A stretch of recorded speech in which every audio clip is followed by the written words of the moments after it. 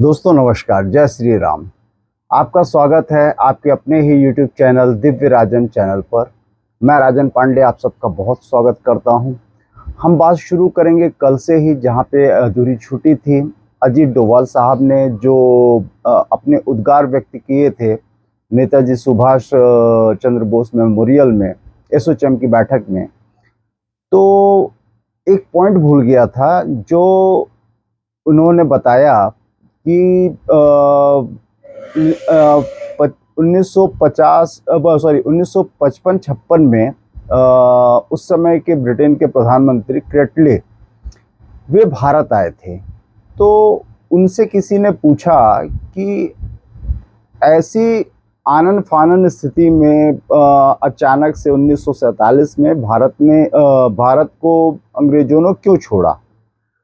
उन साहब के जिन्होंने ये प्रश्न किया, उनके अनुसार ऐसा था कि 2 से 3 साल 4 साल और भी रूल कर सकते थे, ब्रिटिश रूल कर सकती थी। तो क्रिटले जो उस समय ब्रिटेन के प्रधानमंत्री होते थे, उनका जवाब था कि सुभाष चंद्र बोस जी की वजह से। हालांकि 1945 में विमान दुर्घटना में ऐसी खबर थी कि वे अब इस दुनिया में नहीं रहे 1945 में, परंतु फिर भी उनको एक भय था कि अभी जब तक कि ये प्रूव ना हो जाए तब तक ऐसा हम मान के नहीं चल सकते। वे सुभाष चंद्र बोस कुछ भी कर सकने में सक्षम हैं, और जिस प्रकार से उन्होंने आईएनए इंडियन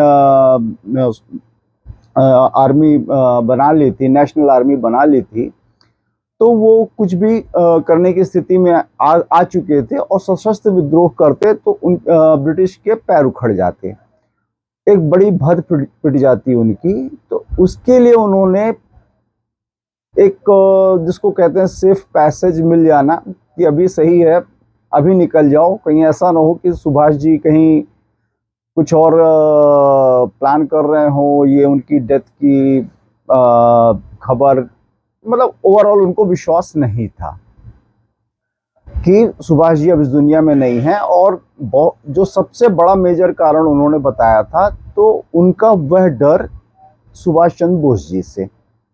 सुन के साहब बहुत अच्छा लगा। और अब चूंकि साहब देखिए, डोभाल साहब जैसे व्यक्तित्व अगर कोई बात कह रहा है तो वह बात संदेह से परे हो जाती है। अब बहुत सी बातें रहती हैं जो कि टेक्स्ट में अवेलेबल है, नहीं है, ना तो आपको पता होता है ना हमें पता होता, बट अगर डोभाल साहब बोल रहे हैं तो फिर आपको समझ में आता है कि हाँ, आप उस पर रिलाई कर सकते हैं। अब दूसरी बात इसकी प्रतिक्रिया की, जो उन्होंने डोभाल साहब ने नेताजी सुभाष चंद्र बोस को जिस प्रकार से उद्धृत किया कि वे होते तो भारत का विभाजन नहीं होता, इसका काउंटर करने के लिए कांग्रेस स्वाभाविक है कि आना ही था। और कांग्रेस की तरफ से आए उनके नेता जयराम रमेश, उन्होंने कुछ ऐसी टिप्पणियां की। अब उनको यहाँ पर मैं बहुत ज़्यादा वेट नहीं देना चाहता। ठीक है, उन्होंने कहा कि जैसा उन्होंने कहा कि डोभाल साहब से ऐसे वे मितभाषी हैं डोभाल साहब, और परंतु किसी के प्रभाव में उन्होंने ऐसा कहा है। अब वो किसको डिफेंड कर रहे थे, जयराम रमेश किसको डिफेंड करना चाहते थे कि, या अब वो सब आप सब भली भांति जानते हैं। तो ये बात रही साहब नेताजी सुभाष चंद्र बोस के ऑरा की, उनके प्रभुत्व की और उनकी प्रासंगिकता की।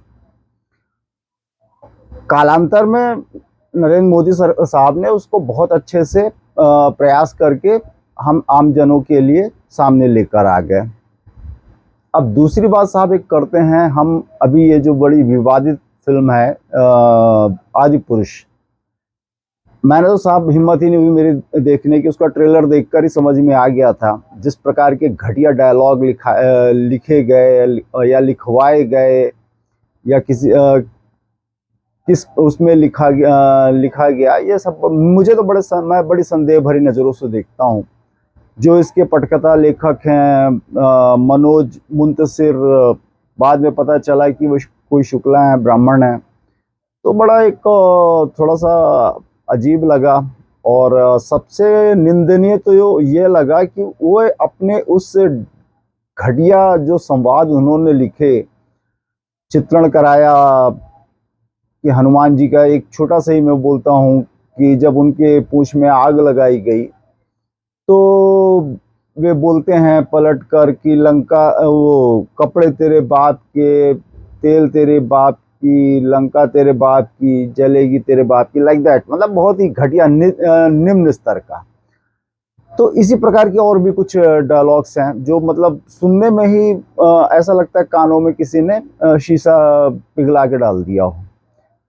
तो अगर आप जबकि चाहे रामचरितमानस का अध्ययन करें या रामायण का पाठ करें, उसमें जितना मैंने पढ़ा है रामचरितमानस में, तो हनुमान जी महाराज उस समय पर जिस समय रावण का आदेश होता है कि इनकी पूंछ में आग लगाई जाए, तो इतना ही कहते हैं, भई सहाय शारद में जाना, कि माता सरस्वती मेरे लिए सहाय हो गई हैं, क्योंकि रावण ने पहले उनको मारने के लिए कहा था, मृत्युदंड के लिए कहा था, जो कि विभीषण जी के समझाने से, नीति विरोध न मारी दूता, तो कि दूत की हत्या नहीं करनी चाहिए, ऐसा करके समझाने पर रावण मान जाता है। फिर अंग भंग करी पठवऊ बंदर, तो अंग भंग के उसमें पूंछ में आग लगाई जाती है। तो हनुमान जी ऐसा कोई ना तो रामचरितमानस में ऐसा कहीं पर मैंने पढ़ा कि उसके बाद वे कोई संवाद करते हैं या कुछ भी बोलते हैं। वे बस इतना ही देखते हैं कि हाँ पूंछ में आग लग गई, मतलब मेरा काम हो गया। मेरा काम से मतलब आपको और थोड़ा डिटेल में फिर जाना पड़ेगा कि जब खैर कि उनको लंका में आग लगानी थी, लंका में उन्होंने तबीयत से आग लगाई, पूरी लंका ही जरा नगर निमिष एक माही, एक विभीषण कर ग्रह नाही। तो विभीषण जी का घर छोड़कर उन्होंने पूरी लंका की लंका लगा दी। तो मनोज मुंतशिर का इसके डिफेंस में आना है कि साहब मैंने तो 4000 डायलॉग्स लिखे हैं, उसमें 4000 डायलॉग्स में अगर 5-6 लोगों को पसंद नहीं आ रहे हैं तो उसके लिए मेरी इतनी भर्त्सना की जा रही है, मेरे परिवार को ऐसा वैसा कहा जा रहा है या जो भी। इसके अलावा और भी थोड़ा सा वो आगे बढ़ गए कि समय और परिस्थिति अनुसार चीज़ें बदल जाती हैं। बड़ा आश्चर्य लगा कि समय और परिस्थिति के अनुसार क्या हमारी आस्था भी बदल जाती है क्या, या हमारे आराध्य और जो हमारे धर्म ग्रंथ हैं वे भी बदल जाते हैं क्या। मैं मनोज मुंतशिर कौन से कास्ट जात से आते हैं, किस वर्ण व्यवस्था के किस हिस्से से आते हैं, मुझे उससे मतलब नहीं है। अगर वो उनकी जगह कोई और भी अगर लिखा होता ये ऐसे घटिया संवाद, तो मैं उनसे भी यही प्रश्न करता कि क्या आस्था और हमारा भगवान के प्रति जो नज़रिया है कि भगवान कैसे संवाद करते थे या करते होंगे, क्या वो भी बदल जाता है क्या। अगर ऐसा है कि समय और परिस्थिति अनुसार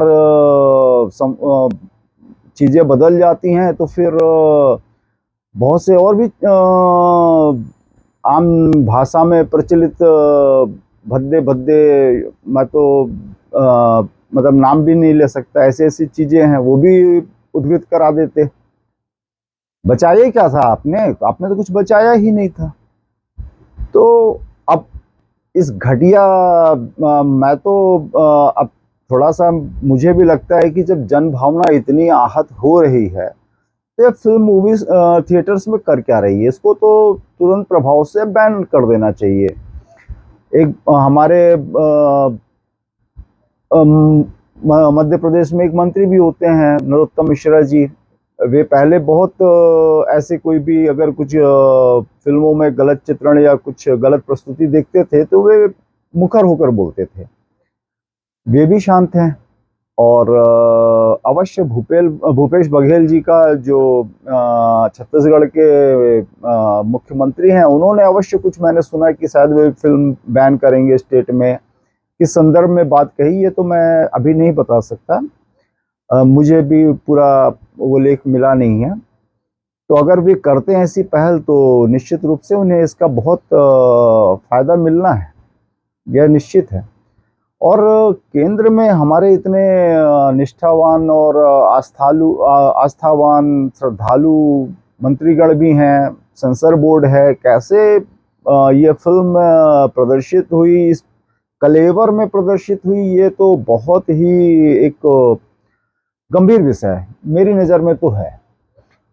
और इसके डिफेंस में साहब ऐसे ऐसे लोग आ रहे हैं, वक्तव्य आ रहे हैं कि बताया ही नहीं जा सकता। अब जैसे एक हमारे पूर्व मुख्यमंत्री हैं दिग्विजय सिंह, तो वे इसकी तुलना आदि पुरुष की तुलना कर रहे हैं 87-88 के रामायण से, जिसमें आदरणीय श्री अरुण गोविल जी ने प्रमुख भूमिका निभाई थी, प्रभु श्री राम की। दीपिका चिखलिया जी ने माता सीता का रोल किया था, दारा सिंह साहब ने हनुमान जी महाराज का रोल किया था, अरविंद त्रिवेदी जी ने रावण का रोल किया था, और ये सब बड़ी गरिमा के साथ। मैं तो, मुझे थोड़ा सा ऐसा तो नहीं कह सकता, बट फिर भी कि तुलसी बाबा ने आज से 400-500 साल पहले अगर रामचरितमानस की रचना की थी, तो हम जैसे उस समय जो किशोर वय के लड़के थे और लड़कियां थी, उस उम्र के जो लोग थे और बाकी सभी वय के, तो रामानंद सागर तो उनके ऑलमोस्ट क्लोन जैसे हो गए थे। उन्होंने डिजिटलाइज कर दिया था उसको, उन्होंने बहुत जबरदस्त प्रस्तुति की थी और पूरी गरिमा बनाए रखी। रामायण की, रामचरितमानस की, रामायण की उन्होंने एक बहुत थोरो रिसर्च करके उस पर काम किया था उन्होंने, जिसका आज एक रामायण तो देखिए अनंत काल तक रहना ही है, उसके साथ वे भी तर गए, ऐसा मेरा मानना है। तो खैर साहब, हमारे दिग्विजय सिंह साहब आए कि उन्होंने तुलना करे, उन्होंने की तुलना सही कि उस रामायण को देखिए और इसको देखिए। हास्यास्पद बात क्या है कि उस समय राजीव गांधी थे, इसलिए इतने भद्दे डायलॉग नहीं लिखे गए या कुछ भी इस प्रकार का नहीं लिखा गया या प्रस्तुति नहीं की गई। अब ये मोदी साहब की सरकार है, इसलिए रामायण का ये आदि पुरुष में हमारे आराध्य और धार्मिक प्रतीकों का इस प्रकार से अपमान हुआ। मतलब मैं आपका साथ दे रहा हूं इस उसमें कि आपने बहुत सही तुलना की, मगर इसमें एक आप मोदी जी को ले आए, ये मेरे लिए हास्यास्पद था। खैर, और इसके साथ एक और बड़ी चीज, आम आदमी पार्टी भी कूदी, उनके बड़े वाचाल और बड़े ही थोड़ा सा कह लीजिए कि जो अपने वक्तव्यों से खबर में रहते हैं, संजय सिंह कूदे मैदान में। उन्होंने इसे धार्मिक आस्था पर बड़ा प्रहार तो वो बताया, परंतु वो बीजेपी को लाने में भी नहीं चूके। वे वैसे के वैसे कि नहीं, ये तो मोदी जी की सरकार का फेलर है कि इस प्रकार की मूवी रिलीज हुई और इस प्रकार का उसका प्रस्तुतिकरण किया गया। ये वही आम आदमी पार्टी है जो जब कश्मीर फाइल्स रिलीज होती है तो ठहाके लगाती है दिल्ली विधानसभा में, इसको एक धता फिल्म, पाखंड और क्या बकवास फिल्म करार देते हुए कि अरे उनसे शायद की रिक्वेस्ट की गई थी कि टैक्स फ्री कर दी जाए, तो उसका उन्होंने ये कह के उपहास किया था कि टैक्स फ्री की क्या जरूरत है, अगर आपको, हाँ प्रोपेगेंडा फिल्म, अगर आपको इस प्रोपेगेंडा फिल्म को ये चाहते हो कि सबको ही देखे तो यूट्यूब में डाल दो, हम सभी देख लेंगे। तो वे आज, चूंकि आज दर दर भटक रहे हैं, मैं तो उसे कहूंगा कि दर दर भटक रहे हैं कि किसी भी प्रकार किसी के साथ अलायंस हो जाए, किसी भी प्रकार एक कोई सहारा दे दे तो हम बाकी के जो कुछ चुनाव हैं कहीं पे हम कुछ सीटें ले आएंगे, फिर लोकसभा में हमारा अस्तित्व हमारा बन जाएगा।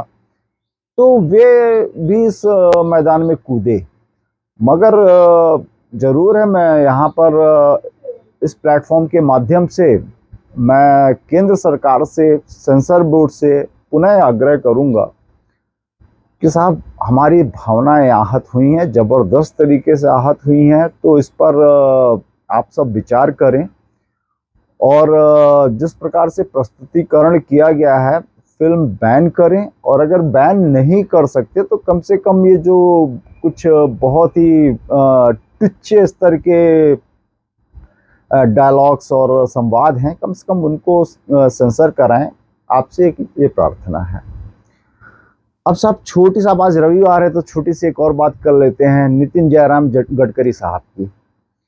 उन्होंने साहब अभी उनका, हालांकि कल या परसों का वो वक्तव्य था कि कांग्रेस ज्वाइन करने से अच्छा है कि मैं अच्छा है कि मैं कुएं में कूद के अपनी ये लीला समाप्त कर लूं। तो एक अब ठीक है साहब, आपके अपने विचार हैं कि मतलब कांग्रेस इतनी बदतर है कि अगर मुझे जीवन मरण का भी बात आ जाए तो मैं शरीर त्याग दूंगा, मगर कांग्रेस नहीं ज्वाइन करूंगा। तो फिर बात आई कि भाई ये बात कहाँ से आ गई, तो पता चला कि कांग्रेस के एक दिवंगत नेता होते थे श्रीकांत जिचकर जी। तो उन्होंने उनकी कर्मठता, नितिन गडकरी जी की कर्मठता और समर्पण पार्टी भाजपा के लिए देखकर उन्होंने बात कही थी, उनसे रिक्वेस्ट की थी कि आप कांग्रेस ज्वाइन कर लीजिए, इसमें आपका भविष्य उज्जवल रहेगा।